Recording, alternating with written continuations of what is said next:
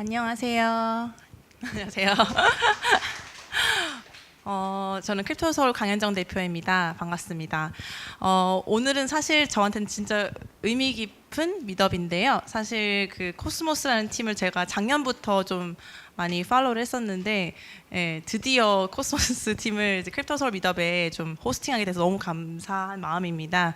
크립토서울은 한국 대표는 아니고 커뮤니티 빌딩하는 팀이고요. 다양한 해외 프로젝트들을 국내에 소개하는 역할을 하고 있습니다. 그래서 개발자 또는 학생들 또는 다양한 투자자분들도 환영이고요, 대환영이고요. 대신 정말 진정한 관심이 있는 그런 분들을 많이 대상으로 하고 있어요. 그래서 저희는 지속적인 관심을 유도하기 위해서 다양한 좋은 퀄리티의 프로젝트를 많이 소개하는 편입니다. 그래서 많은 관심 부탁드리고요. 주로 한 달에 한 번 꼭 미드업 하니까 많이 참석해 주세요. 그리고 다음 달에는 저희가 컨퍼런스도 열거든요. 좀 소개를 좀 드리고 싶은데, 저희가 비들서울 2018, 비들서울 2018 그런 컨퍼런스를 여는데 코스모스 팀도 참여하고요. 그리고 루나민트도 참여하고, 그래서 많이 정말 좋은 프로젝트 많이 오거든요. 그래서 나중에 궁금하신 분들은 저희 웹사이트 알려드릴 테니까 조금 많이 참석해 주시고 관심 가져주시기 바랍니다. 일단은 제 소개는 다 한 것 같고요. 이제 정말 제가 꼭 모셔오고 싶었던 코스모스 팀을 좀 소개해 드릴게요. 코스모스 팀은 인터넷 오브 블록체인 그런 이제 정말 슬로건을 들고 나온 정말 혁신적인 팀입니다. 그래서 저희는 정말 발표를 너무 기다렸었고요. 그래서 저희 크리스틴과 이제 정말 메인 팀에서 개발자 지훈님도 오시고 정말 영광입니다. 일단 크리스틴님이 Rearchitecting the Blockchain Ecosystem, 그래서 재설계, 블록체인 생태계를 재설계하는 방법에 대해서 좀 소개를 해드릴 계획입니다. 큰 박수 부탁드리겠습니다. Hi, I'm Christine. I go by the moniker Chjango Unchained, and I'm the head of communications at Tendermint. I apologize, I don't know how to speak Korean, so all of this will be in English, but I will try to go slowly. Okay, so I'm going to start by adding a quote of Andreas Antonopoulos. If you guys don't know who he is the sort of a visionary. He's the Bitcoin Buddha of Bitcoin. And he kind of spreads the gospel of the decentralization ethos. And it was him that brought me into Bitcoin, which led me down the rabbit hole and I surfaced out in Cosmos. And so some of the values and the principles in Bitcoin are very similar to the values and principles of the Cosmos network in terms of decentralizing as much as we can. So I'm going to quote him. He adds a perception about changing our minds when we think about being maximalistic towards any single project in terms of tribalism. So he says, the idea of having only one world currency is a bit of a throwback to our current currency system. We've grown up in a system where currency is backed by nation states and currency is represented by flags. The world is a big chessboard, and currencies are the pawns that fight this big geopolitical battle. And the dollar wins if the ruble fails, dollar wins if the Korean won fails. And it's in that environment, it's a zero-sum game. So it's a winner-takes-all game, and nobody wins but one person. So what if instead we think of money in a different way? If money was simply a form of language, what if we understood that money was a way for us to communicate value to each other?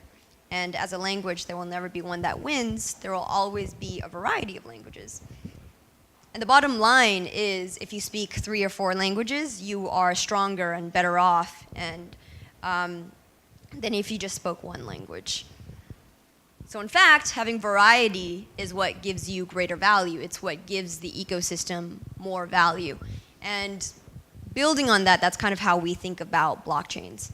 So the more blockchains there are that explore the entire space of trade-offs, and the idea is that the better we are. So Cosmos envisions a world with thousands of chains. So where there are currently thousands of tokens right now, there's thousands of ERC20s. Instead, Cosmos allows you to build blockchains. So I think in the next 5 to 10 years, we'll start seeing a world with thousands of blockchains running their own application-specific state machines. And we'll talk a little bit about the technology that we have going for you. So before Cosmos, you didn't have a lot of choices. You had the Bitcoin code base, and early decentralized applications like Zcash or Litecoin were just forks of the Bitcoin code base. And you could see that the code base is of just one monolithic stack. And if you wanted to add additional functionality, you had very limited space to explore that, except you had really high upstream maintenance costs for your developers. And so it was not very developer friendly, and there's high upstream costs. So Bitcoin maximalists call every innovation that isn't building on top of Bitcoin a scam. And so this mindset sort of brings us back to the mindset of the winner takes all, or a zero-sum mindset. So with the next generation of developer tools, we have Ethereum. And Ethereum implemented the concept of a smart contract, which was first introduced by Nick Szabo. And the idea that Gavin and Vitalik had for Ethereum was that a bunch of application developers would want to build decentralized apps and launch their own tokens, and then we're going to host a VM for these dApps to run on. And so that's the Ethereum public blockchain. And so we've seen the Cambrian explosion of dApps last year with under peak hype, and so they indeed validated that that idea. However, the execution with all dApps running on a single general purpose blockchain is sort of flawed in that we've seen the difficulty with Ethereum struggling to scale. And so in 2014, Ethan Buckman and Jay Kwan, the co-creators of Tendermint, they were thinking of solutions to address the blockchain scalability problem. And that's what brought about the third generation of blockchain application development tools. So Cosmos introduces an SDK for blockchain application developers, and we like to call this the third generation of blockchain app developer tools. This allows you to build your own bespoke blockchains, run as their own application-specific blockchains, and then should you want to bootstrap the security of your network, you could have shared security. So the bet with this is that more developers would want more control over their dApps, use their own native tokens to pay gas fees, have their users use their tokens to vote on governance, for example, and you could do this with the Cosmos SDK. And this value proposition addresses a very different utility than that of the hosted VM. So I get asked this question a lot when I introduce the Cosmos SDK. It's that, are we trying to replace Ethereum? And that's not actually the goal. This is an alternative framework, not really a competing one, because we address different value propositions. You know, if you want to easily spin up a token and you want the backing of the security of the Ethereum network, then you could use a smart contract. But if you want to, you know, have a complex decentralized app, let's say you want like a video streaming decentralized app or something, you could use the SDK to do that, and you could use what we call validators to validate your blockchain, who also validate the Cosmos Hub. So that's what we call shared security. But understandably, when we present the Cosmos SDK, the naturally occurring thought is that we're trying to replace Ethereum, or trying to be the winning chain, and that mindset is kind of driven by the one chain to rule them all mindset, and that's not the goal of Cosmos. So the goal of Cosmos is to provide an open protocol through which value is communicated. So what happened in the 80s and 90s during the advent of the internet, people were realizing that when you could get computers to talk to one another, this incredible flow of information could start happening. And the internet led to opening the floodgates of free and open information, whereas information used to be privileged, and cryptography was considered a weapon of war. So with the advent of cryptocurrency, we have a way in which value could be transferred freely and rather seamlessly without much friction. So what if we enable people to build their own tokens of value? What if we give them the tools to build their own blockchain? What if we give them the building blocks to building a bidirectional highway in which communication could be achieved through siloed blockchains? So that's the big what if that Cosmos technology is trying to address. So we've built a protocol, a communication highway through which all chains can use to speak to one another. The communication highway is called IBC for inter-blockchain communication. And inter-blockchain communication is the protocol that allows the internet of blockchains to happen. So it enables the transfer of tokens, data, and eventually you could make smart contract calls across IBC. And IBC is just a module in the Cosmos SDK, and you could just plug that into your application logic if you wanted interoperability to happen. So that's what we mean by interoperability. It's not interoperability between smart contracts on a single chain, but it's interoperability dynamically across blockchain. So you could think of it as equivalent to the TCP/IP of the Internet Protocol, but IBC would be the protocol for blockchain communication.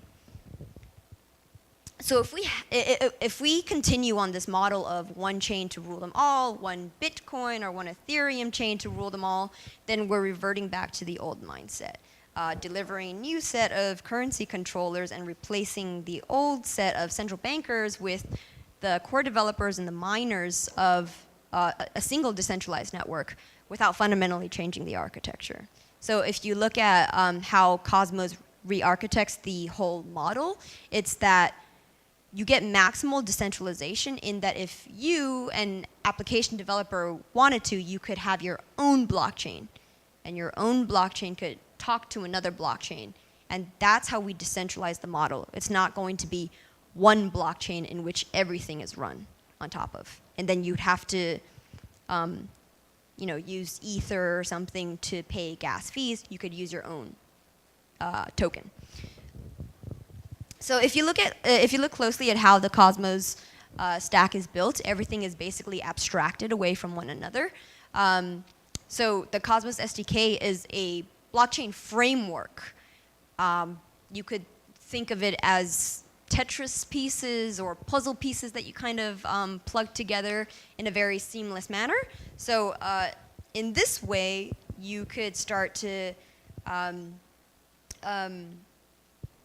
have sort of interconnected blockchains.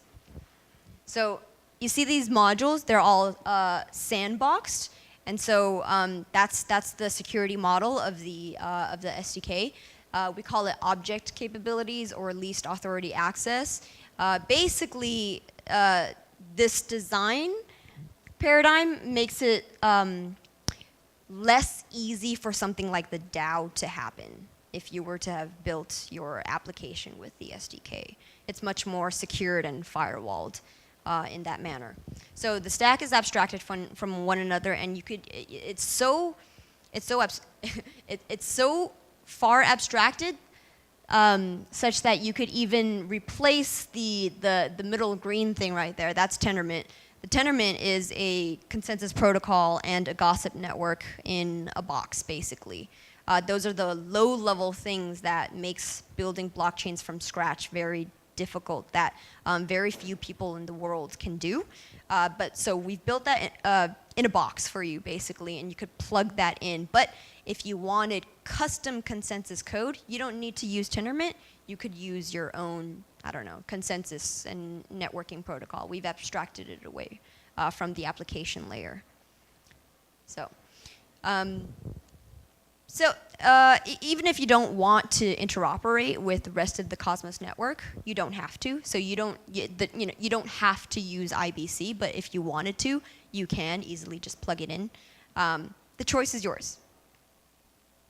So what it ultimately boils down to is choice. This technology gives people choice. So the SDK is a general purpose framework that offers an alternative, not competing solution to Solidity smart contracts. Smart contracts have their own benefits that decentralized application developers don't desire, that the SDK doesn't provide, and conversely, the SDK provides benefits that Solidity smart contracts don't provide. So, so we're enriching the ecosystem of tools. So maybe you want to build a dynamic decentralized application like the video streaming application. It's going to require a lot of heavy computational load, so it's infeasible for you to deploy a smart contract in which you have to compete with other smart contracts for computation. So in this case, you might want to have your own blockchain running your specific application on its own. That way your users can use your token to pay the fees, and they don't have to compete with users of other smart contracts to use your application. And if you wanted to bootstrap the security of your network, you can adopt shared security with the Cosmos Hub. So that's kind of, if you're familiar with merge mining, that's sort of what it is, similar to. And shared security could be plugged in as a module later. But you don't see, this is the core set of Cosmos SDK modules. You don't see that here, but it's down our future roadmap. So if you want to build a payment application or a decentralized app, alternatively, in a highly scalable way, you could use Plasma. How many people know Plasma? Yay! Several people are aware of Plasma. So Plasma is just like a framework from the white paper. And there is one group of blockchain at Berkeley students who are implementing a Plasma sidechain. But except they're the only ones in the ecosystem making it general purpose. So they're creating a general purpose smart contract on the Ethereum chain initially, and then they have built a Plasma child chain. I hope it's not getting too jargony. They're building a Plasma child chain using the Cosmos SDK. Basically, and in the future, they're making this construct generalizable, so that anybody who wants to build a payment application or a DEX could use Fourth State's Plasma SDK, and that's essentially, the Plasma SDK is essentially something we call Peggy. I think June, our core developer, later will talk a little bit about Peggy. He might. And Plasma. You just plug in Peggy, Plasma, with the SDK, you've got yourself a Plasma chain that connects to any root chain that essentially speaks the smart contract language. So by providing the framework for innovation to happen, an alternative tool set, you could bring your decentralized app to the end user. And you have the choice to use the open protocols that Cosmos provides. And with that, you could start to see widespread adoption of decentralized apps, maybe, because you could scale your apps to consumer scale of like 10 to 20,000 users, maybe. We have, there is one project using the SDK. They're called Playlist, and they have above 20,000 users, and they're using Tendermint right now. So building a highly useful, scalable dApp is possible now, and that's what we introduced with the SDK and the modules with this framework. So with that, I think that we could bring decentralize all the things slogan to become a reality. And the mindset here, it's not, you know, Cosmos is trying to be the winning chain. We don't think that there's going to be one chain to rule them all. We think that there's going to be thousands of blockchains now that we've lowered the barrier to entry for building your own blockchain, pretty much not from scratch, from in a box, a blockchain in a box. So I think that as long as any blockchain project is able to maintain its fundamental principles, helps lead mankind to societal change, and helps people to free themselves effectively, that to me indicates that we've succeeded in bringing the technology to the people. So your tool set for societal change is here. It's ready for you to build on. It's stable, it's deployed. github.com/cosmos/cosmos-SDK. And we leave it up to your creative genius to create the change that you want to see in the world. So, what will you build?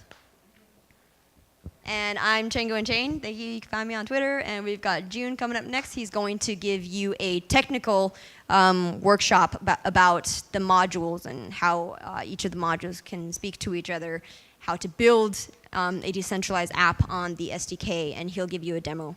And that's June.